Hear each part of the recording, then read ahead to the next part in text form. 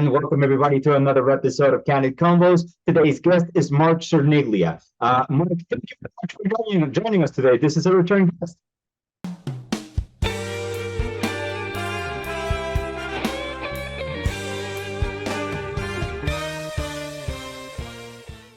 Can you please, for the people that haven't seen the first episode, can you please give us a little bit of an introduction, tell us who you are and what you do? Yeah. The short version is I own a content marketing agency that's focused on professional practices, so primarily law firms, but potentially like financial firms, accounting firms, and other professional practices. So a lot of synergy with what you guys do at Get Staffed Up in terms of the audience out there. We focus specifically, like I said, on content marketing, so things like social media, blogging, email newsletters, and then also we were one of the earliest customers of Get Staffed Up. We have 5 offshore virtual staffers now, and I'm sure we'll be talking about it a little bit in this podcast, but we've also, I think, done some pretty unique things with how we get them involved and really make them feel like part of the team. Mm-hmm. You know, I'm very curious about that because we're coming at this from a different angle. This show, we have all kinds of lawyers and all kinds of people that work with lawyers to just appearing on the show. But in your case specifically, running a marketing agency, you're doing this for a very business cut type of profile, which is not an easy profile to work with, and you do this successfully. Not only that, but right now we're living on some very interesting times, like everything that's going on with change, with AI, with technology. So I'm wondering, what's your take on how things are going, and of course, how you work with your team, how your team is adapting to this, and what's your vision for the future? Like, how are you planning on continuing your business and helping people out? So there's a lot of ground to cover. I'd love for me to have like the whole day, but let's just start with the basics. What got you into this line of business? To the marketing? Yeah. It's funny. I was doing an interview earlier today, like interviewing a potential candidate for our company, and they asked me something similar. And the truth is that I don't have some amazing, like, I wish I could tell you, I just woke up and I just dreamed of doing marketing for lawyers and it just fired me up. The truth is I kind of stumbled into it at first. I had a business partner at the time who kind of was doing some freelance marketing and kind of came to me and said, "Hey, do you want to start a marketing agency?" And I was 24 years old and just naive enough to kind of say sure without giving it much thought. But fast forward over a decade later, and what I've learned about myself is that I do enjoy marketing quite a bit. What I've learned more about myself is that I love building things, that kind of true entrepreneurial spirit at heart.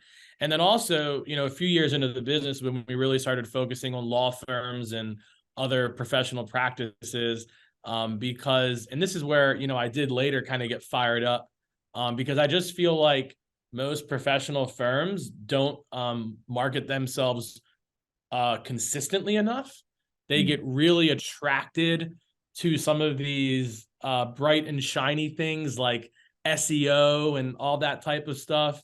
But what we've found is the simple things, regularly posting on social media, sending out an email newsletter to your email list, putting out content consistently.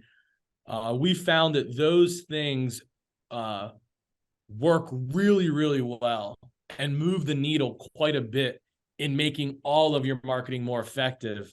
And so we've really found our niche and our passion with both the specific set of services, which is content marketing, but then also doing it for law firms and other professional firms, because they're one of the industries that benefit the most from putting out content regularly, building their authority, increasing their referrals by staying in touch with their referral sources more regularly. So they're really ripe for that. You were offering a wider range of services, but then that's when you found your niche.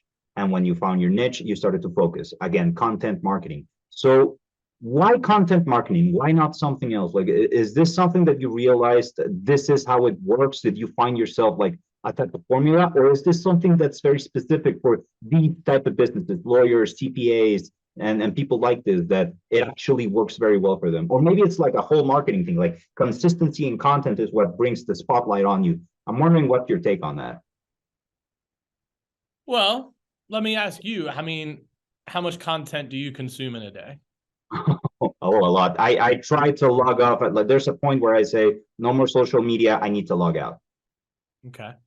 Right. And it's more than just social media, right? I mean, Netflix is consuming content, reading a blog is consuming content, listening to a podcast is Oh, consuming content. So I mean, we're at the point now, I used the example before, and it's meant to be funny, but it's also serious. I mean, if you're sitting on the toilet, you're probably consuming content. Like probably. you're probably either on social media, you're either watching something or you're reading something. Mhm. Or if you're in the car, you're probably listening to something. So where I'm going with that is that it is absolutely across the board. Why content marketing? Because, and this sounds so like virtuous to say, oh, content marketing is the future, but it is. I mean, it really is. I mean, this is the content consumption generation. Mhm. Like we are consuming more content than we ever have because it's so available. And I only think it's going to continue to increase. And so the point is that businesses have an opportunity to have their content consumed. Mhm. And that is a way, yes, that can drive business, but even before it necessarily drives business, it builds your brand, it builds your credibility, it builds your expertise.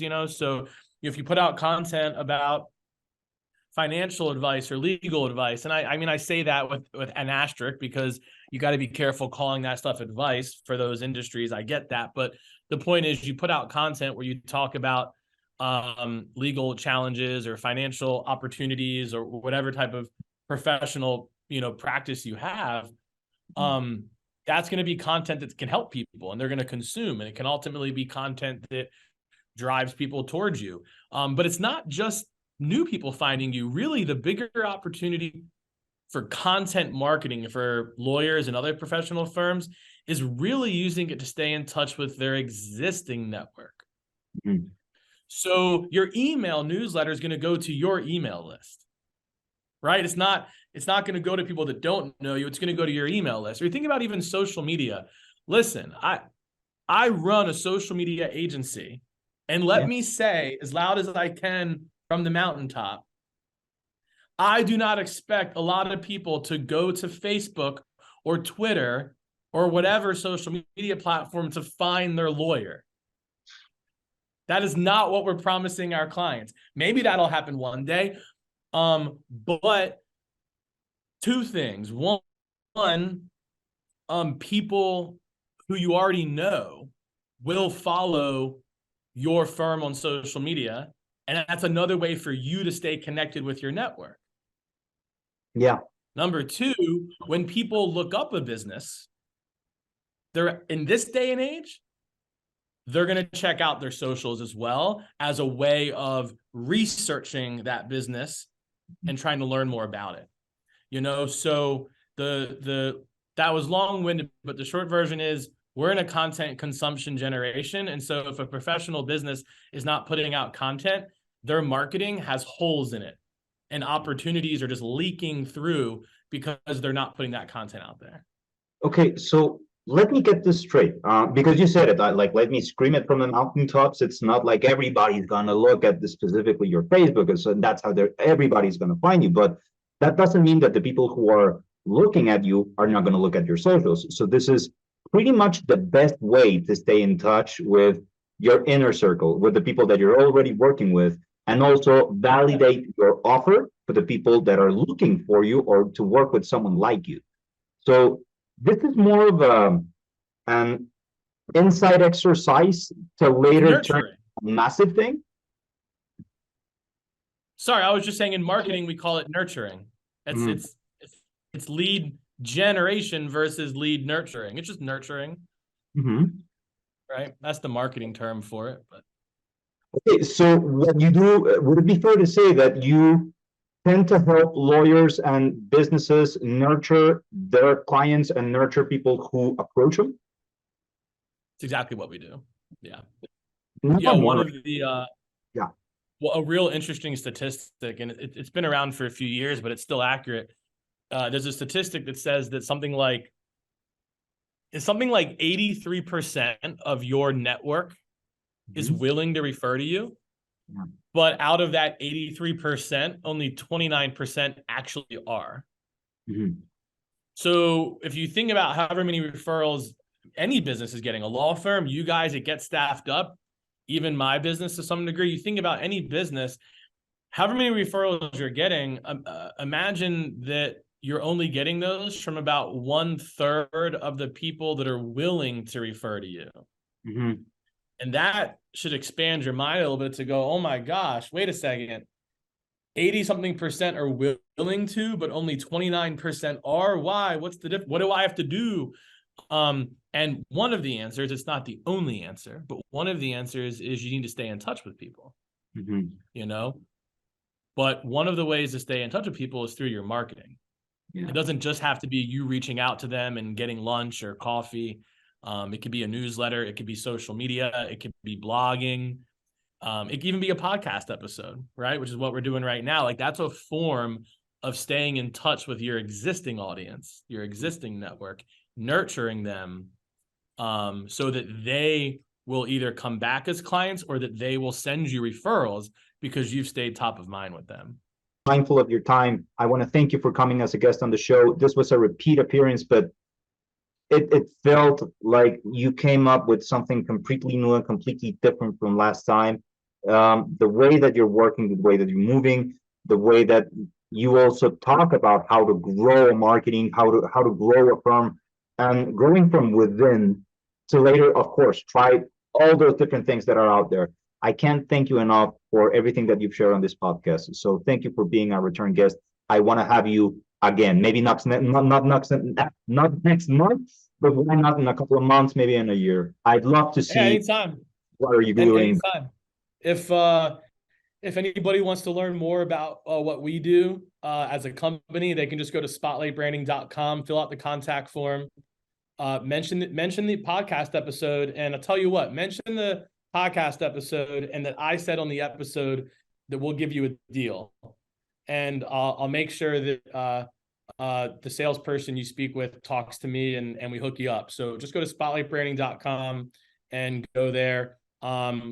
And if, we also have a bunch of resources if you just kind of want to learn about marketing. And then separately, in terms of if anybody just wants to pick our brain more on how we do the offshore stuff, I'm an open book. I don't mind sharing. Same thing, go to spotlightbranding.com, fill out the contact form, and just mention that that you heard the owner on the podcast and you had some more questions about how we do offshore staff, and I'll be happy to hop on a call for 10 minutes or shoot you an email if anybody wants to pick my brain further. Marc, you give too much. Thank you very much. You guys heard from him. My last question was actually that, like, if you don't know by now, can you please let people know where they can find you and what you can do for them? But I think it's crystal clear. So is there anything else that we're leaving out before we should log off, Marc? No, I think a lot of good nuggets. So hopefully you guys can put some of those nuggets in the show notes and people can grab them pretty easily. And, I hope we help some people. Yeah, you got it. Thank you very much. And then, well, guys, see you in the next episode of Candid Convos. Again, Marc, thank you very much.